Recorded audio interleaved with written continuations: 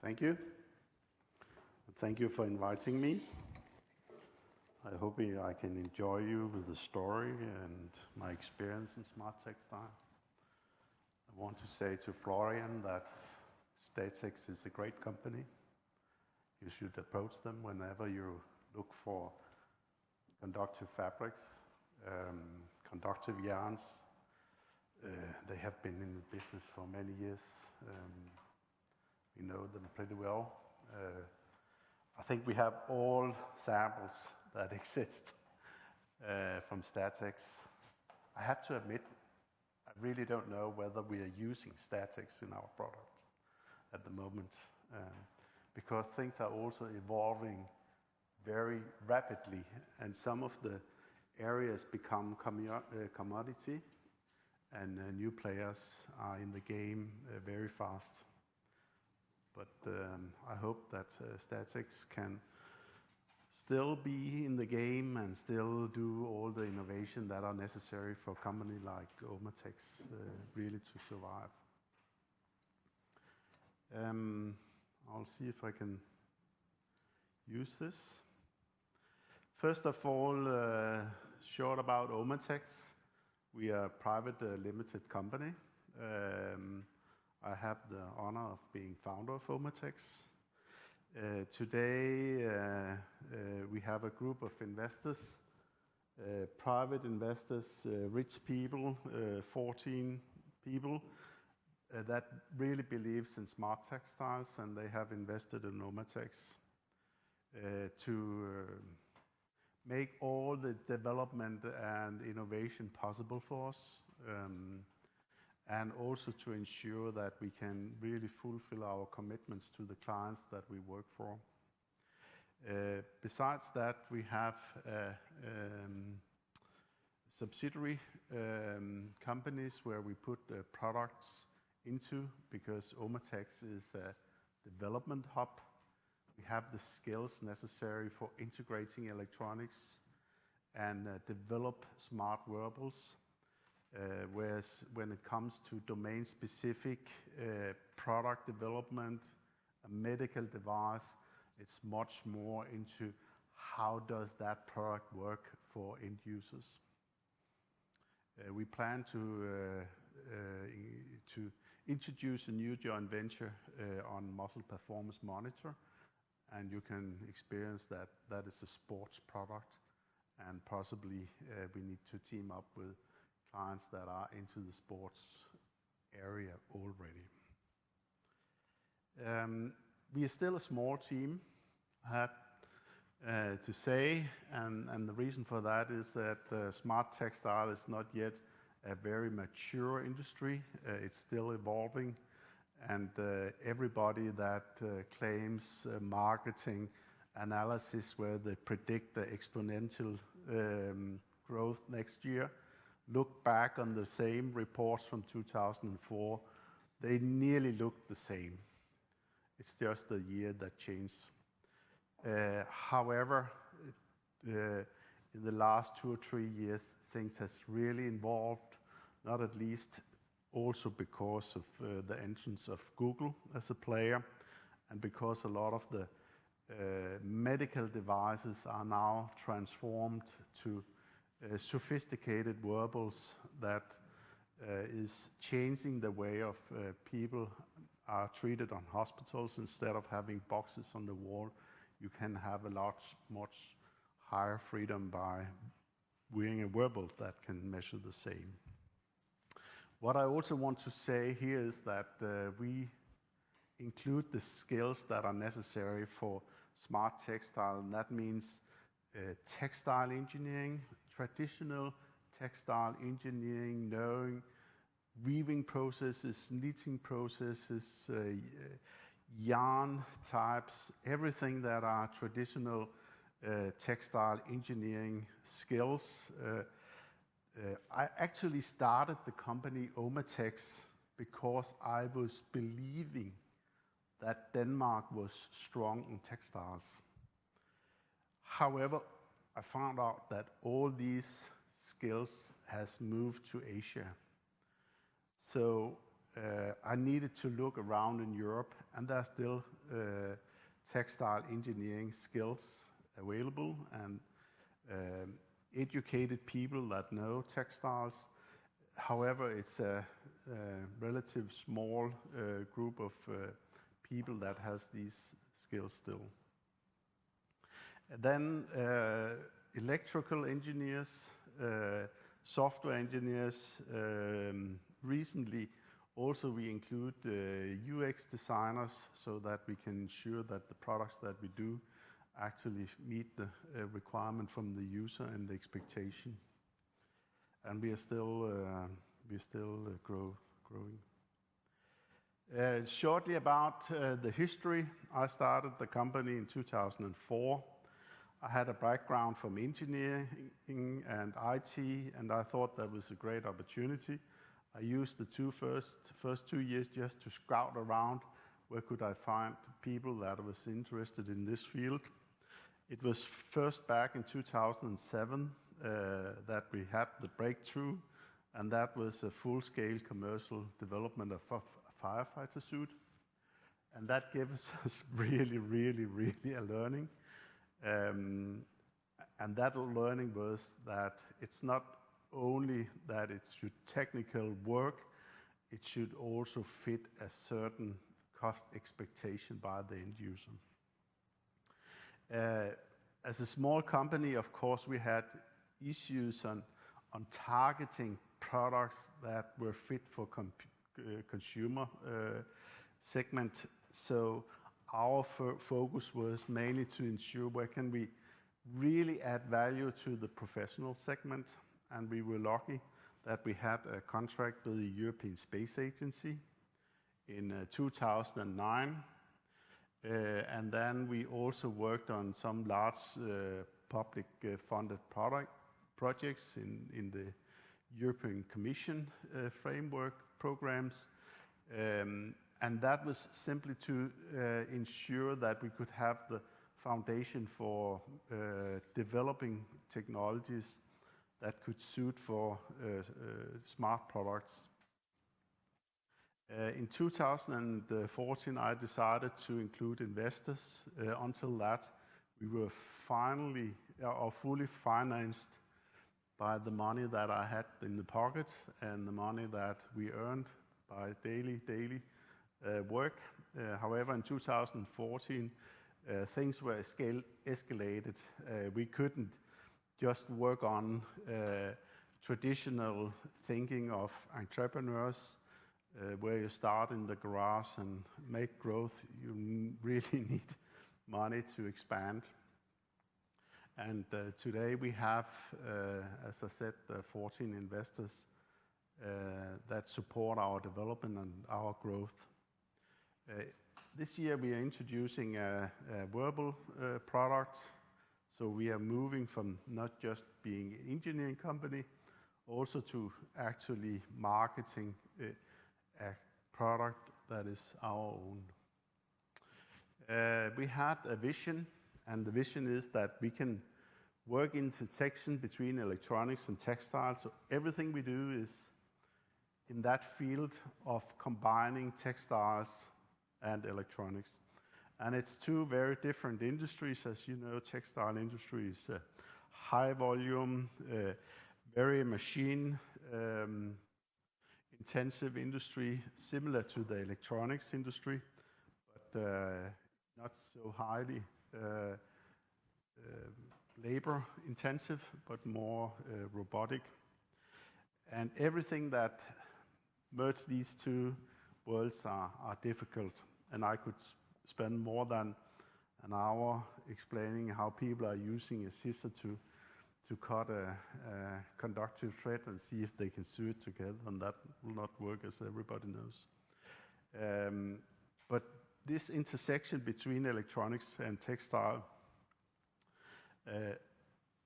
in the year up to 2010, was more on research level, but what we really now are putting all our effort into is to make market-ready products. So it's not things that are prototypes, it's really something that can goes into relative high volume, but still dedicated products. I want to say something about our work for the space industry, because that was the key enabler for us to be able to develop technology. And back in 2014, ESA came out with a call with the following: the guys on the International Space Station are using 2 hours every day just to train. Not doing scientific experiments, not reading, not studying, not maintaining anything, but just being on a bicycle, a treadmill, or weightlifting. And the question was, how efficient is that training? Can they actually spend just 1.5 hours every day, or could they potentially do the exercise by having 3 hours the 3 first day of the week, and then rest the remaining? And that question was something that the Space Agency really needs knowledge about. So they had to understand the muscle atrophy, and they had to understand fluid shift. Fluid shift is when you are going into zero gravity. You can imagine that all your liquid in the body is pushed to your extremity by the gravity. But when the gravity is away, these forces that put your liquid or blood to the extremity, that is not there any longer. So everything comes, you can say, to the torso. You have a higher pressure in your torso. That follows a higher pressure in your brain, and it follows a higher pressure in your eyes, and that creates headaches, and it creates issues on the eyes, and it creates, first of all, potentially confusion, escalation of space sickness. And that was an issue that they needed to address simply because the missions are becoming longer and longer. So we came up with the idea, can we put that into garments that they wear? And I'll skip that because I think. And let me then show what the result is before I show all the things that are how to solve it. This is a sport legging garments with so-called near-infrared spectroscopy and sensors, dry electrode sensors that are merged into the fabric so that you can see the fabric contains the dry electrodes, and the astronaut can wear this, and the data is then obtained and sent to Earth for the medical team. So you can see that's the end result. There are no wiring. Imagine that we came with an additional wire and cable. No wiring, everything is on your garment. So that's, you can say, the end result. But before being there, there's a huge road and a huge journey. It started in 2009. We got the first contract, and that was to demonstrate electromyography and near-infrared spectroscopy, and have that in a textile. We had the contract renewed in 2014 because ESA really believes that this would work. And we demonstrated up to a TL level 6, which means a very mature level, that this can work on Atlas, and it was validated at University of L'Aquila in Italy, and also our partner at Biomedical Science in Copenhagen University. So we were now able to prove that we can actually obtain data about muscle atrophy and fluid shift on people that are in training and exercise routines. And recently we have also a contract of bringing this stuff to the International Space Station so that we can demonstrate that it would work in space environments too. And that's a 1 million euro contract that we have just awarded. So hopefully after 18 months we can be on ISS. What it does is that it measures the oxygenation in and around the muscle. It's very similar to a motor. Imagine a motor in a car. You have fuels that you bring to the muscle. You have a tank that is the capacity of the muscle. And you have an engine that consumes the petrol. And all these three elements are giving the performance of the muscle. That means if your heart is not pumping correct, you're not putting sufficient amount of fuel to the muscle. We can measure that by looking at the curves of the response of the oxygen. If you don't have sufficient training fitness, the tank is not very big, so you will very quickly use your oxygenation. We can see that by looking at the bottom on the curve when you're doing an exercise. And finally, we can measure how efficient the blood is flowing to the muscle by looking at how quickly do we use the oxygenation in the muscle. If we do use the oxygen very quickly, it means that the heart is not pumping sufficient power to the muscle, fuel to the muscle, and thereby we can actually have a pretty good view on how fit the muscle is. And everything they want to know is, do the muscle atrophy on space station? And of course they will do it if they're not exercising, because it's like being on a wheelchair for months. The other thing we measure is the muscle activation, and that's a view on how well the muscle is working, how powerful you're generating muscle performance. And finally, we are measuring the circumference of the leg, and that's the expression of how much liquid that restrain in the extremity, meaning that you're exercising because you want to rebalance the fluid so that it's not in the torso because of the zero gravity environment, but it comes to the extremity.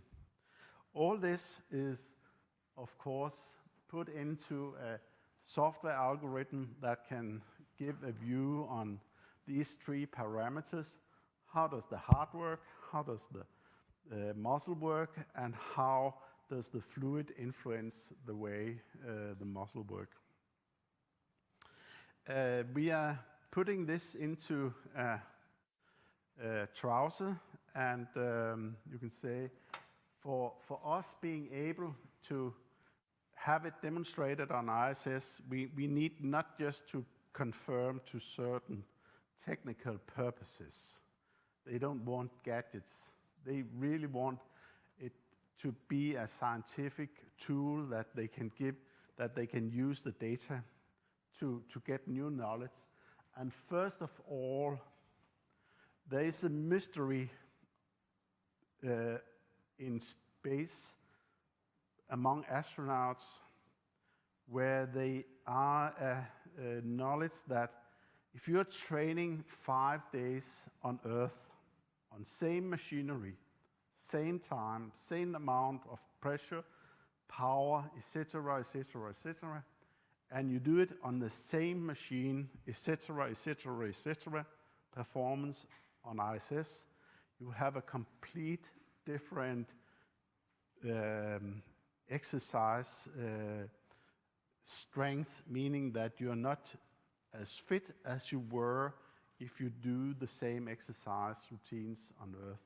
And that mystery is something that the space agency really want to have a new insight into, and that is one of the theories that the so-called forces that pressure liquid through the cells are different, and we can measure that by investigating the oxygenation flow in and around the muscle. So this can hopefully give an answer to why is the training efficiency on Earth different to the training efficiency in space. And that will be huge, because then this can be a tool that is not just for one mission on ISS, but can be in many, many missions, and that would be really great. And then there's the small volume, and definitely potential. For us coming there, we have been through a journey of pioneering e-textiles. We have made even conductive fibers ourselves.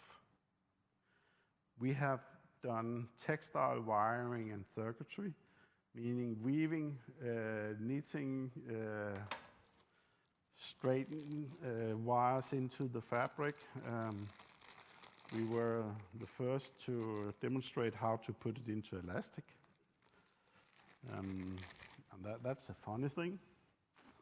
Imagine that your cable on your phone is an elastic.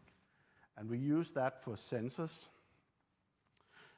We have developed quite a lot of good routines, and still work on that, on how to encapsulate electronics and connect it to traditional textile wiring. So that's pretty awesome competences. We have developed textile sensors, and I'm sure that we have used some aesthetics materials also for that. And then, of course, the mounting and integration of electronics into wearable devices. This is an example of a sock device that we have now delivered in around 10,000 pieces for an American company, tracking fall detection on elderly people that are hospitalized, to simply avoid that you need to examine the patient every time it falls. Again, with conductive wires, electronics that are molded or semi-molded into the sock, so that we can attach part of the expensive stuff and the batteries. This is an example of a wearable EMG sleeve to prevent muscle injury from work on computers, so-called mouse arms. I think I'm not sure whether that word is very common, but at least in Scandinavian, everybody is used to the terminology mouse arm. We are putting the same, we would say, technology as we have developed for ISS. We put that into a sleeve so that we can measure EMG and near-infrared spectroscopy on elite athletes and give data to a computer system. I haven't said anything about software. Software is huge, but there's no, in principle, innovation in it. It's to take the data and to obtain the data in a feasible way from garments. That's the innovation. So, of course, software is huge, but it's something that is pretty known. Software people would not like me saying that. It could go on a mobile phone, on a PC, you name it, clouds. And the application is here for bicyclists, runners, and weightlifters, and it's all spin out from the space work. Yeah, I also want to show how smart textile can be put into gloves.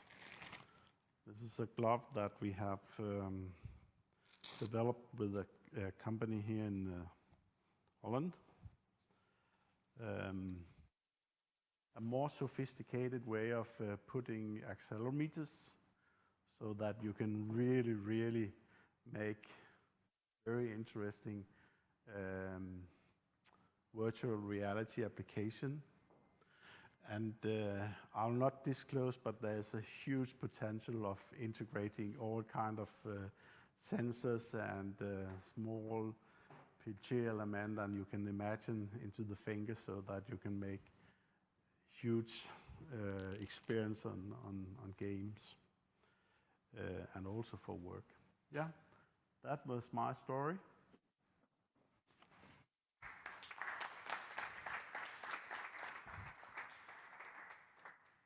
Thank you.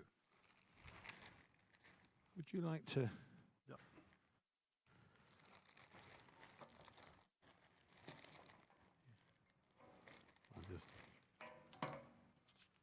Okay. No. Come and sit down. There's going to be some questions. Can you bring those leggings back with you? I can.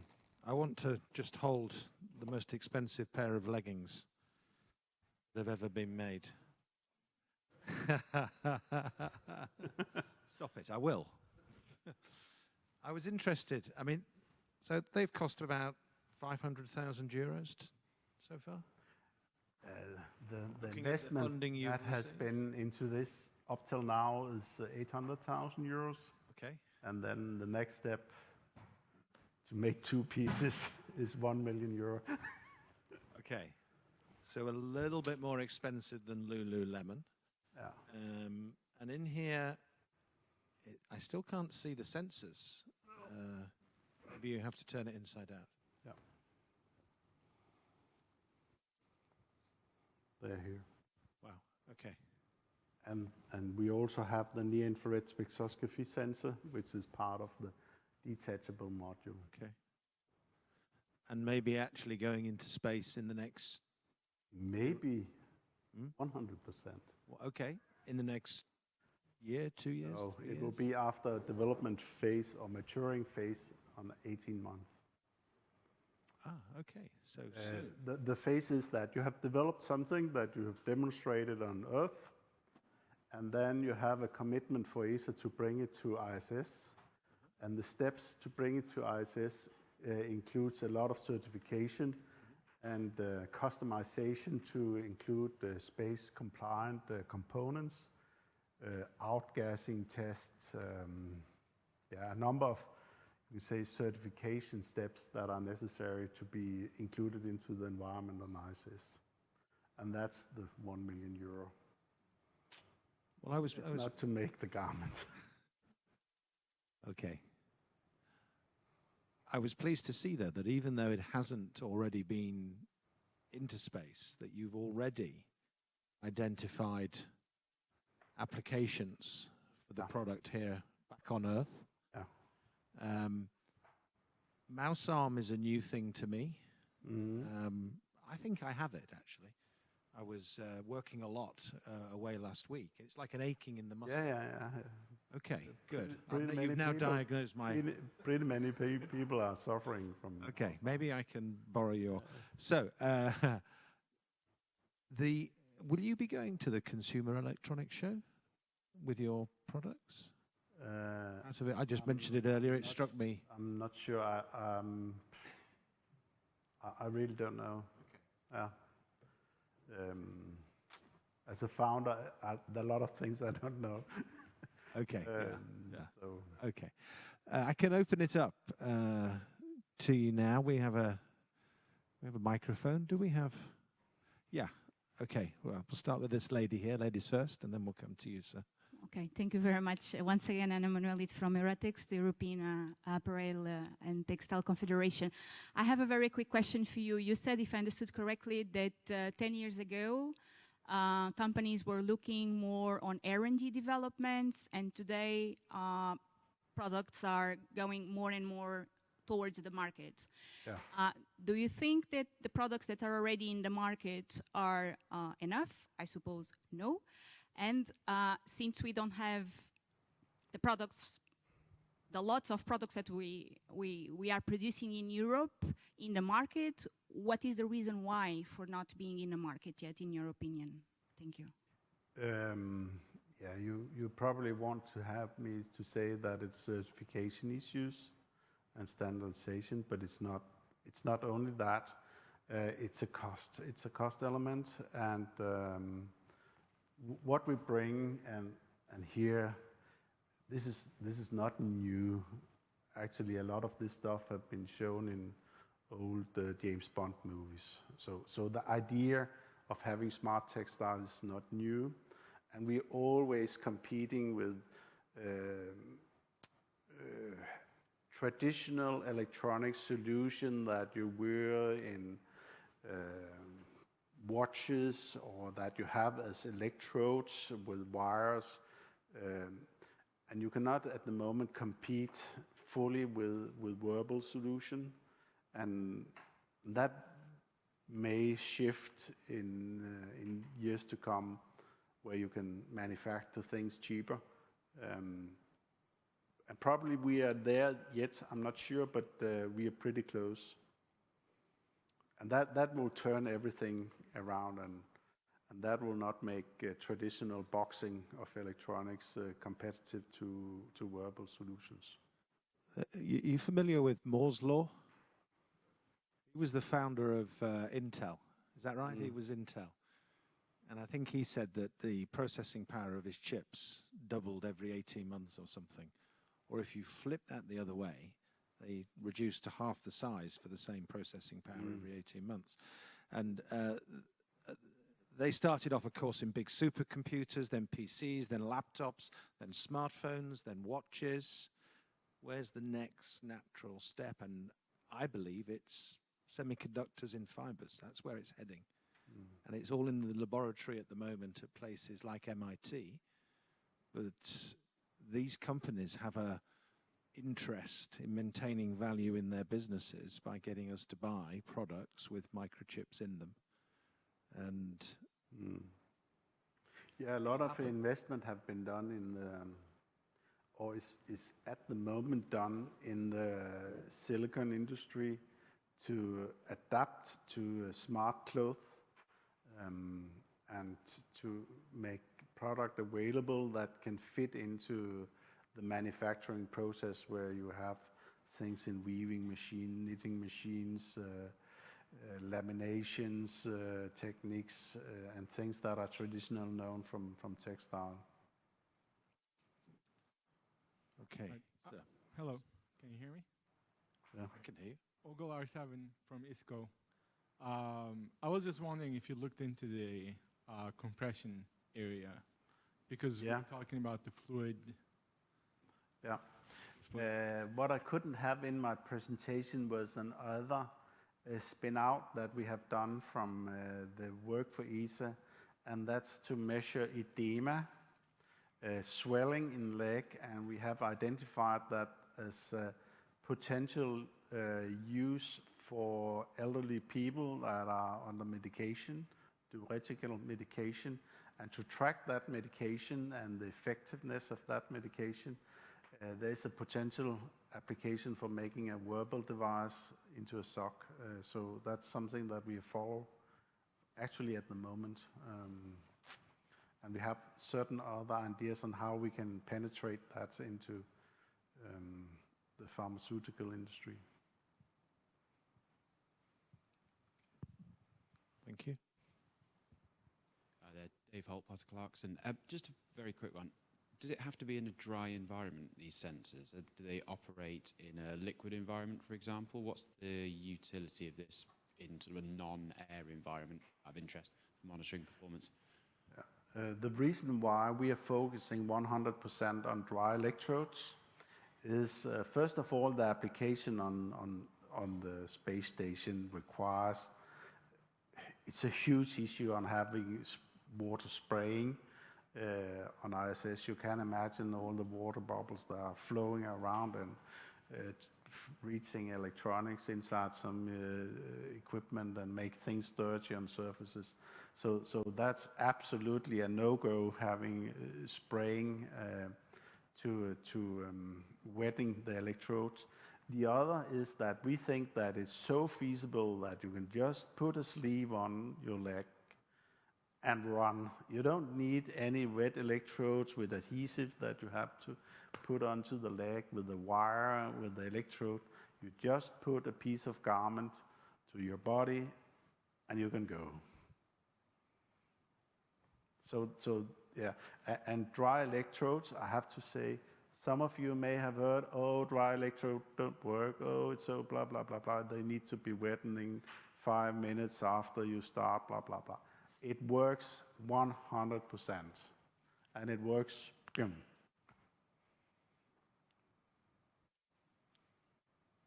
Okay. The question here. Oh, I'm Rajita from MS Holdings, and what I grabbed from your presentation was you started your journey from, like very techie aspect and cascaded into market requirements and things.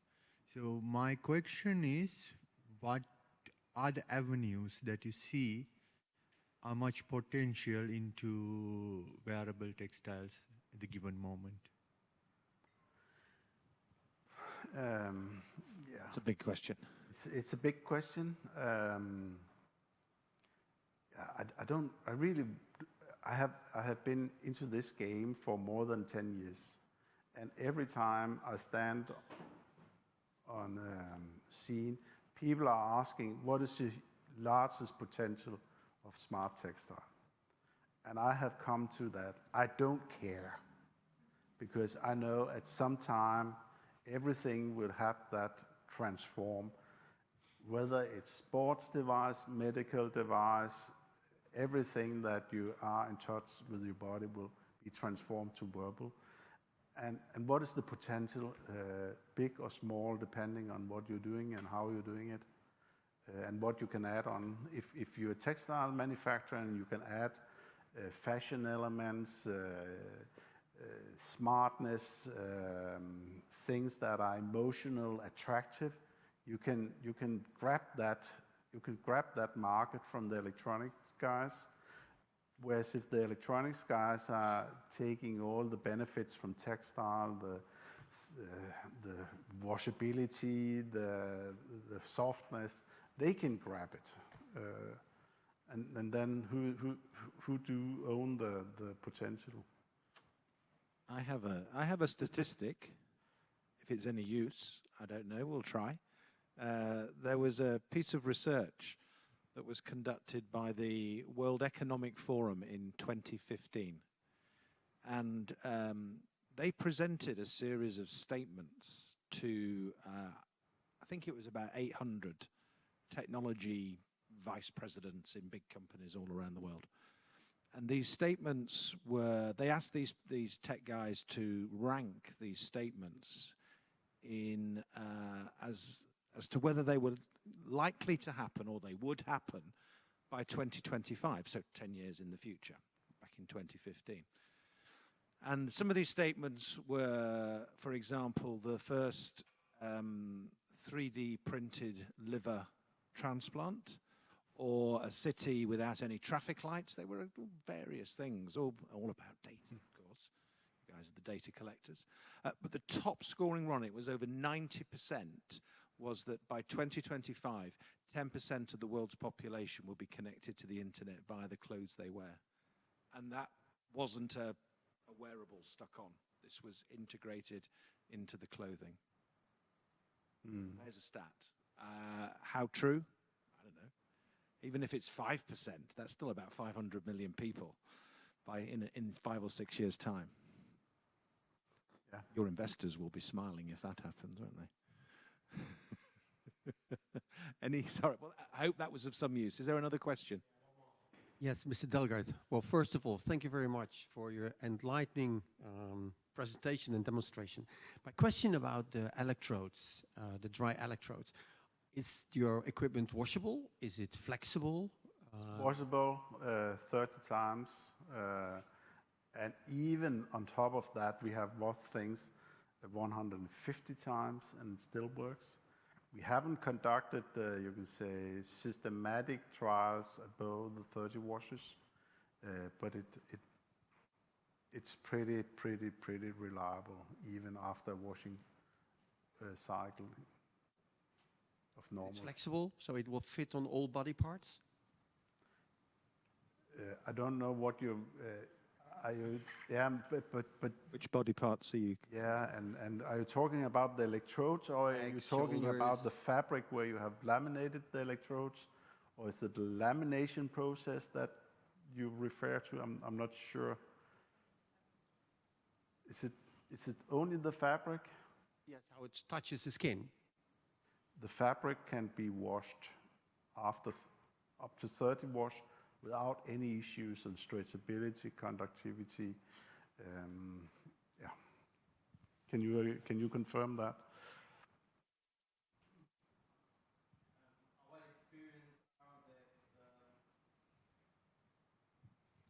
Our experience are that you can wash the yarns and the connectivity go down till a point, and after it you can wash it several times and the connectivity is still the same. So the connectivity go down and then it hold on at the point.